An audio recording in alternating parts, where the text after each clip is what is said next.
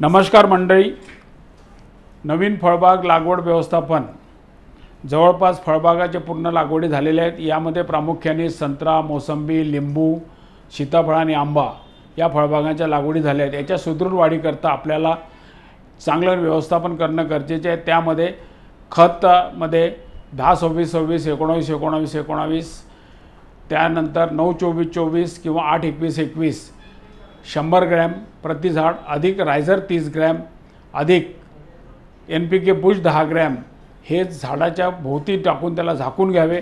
तसेच कीड व रोगाच्या बंदोबस्ताकरता आपण त्यामध्ये सरेंडर 30 मिली अधिक टॉपअप 40 ml अधिक पिक्सल 30 ग्रॅम या आणि स्टिकर 8 ml याप्रमाणे टाकून फवारणी करावी, जेणेकरून झाडांची वाढ ही चांगली राहील। याकरता परत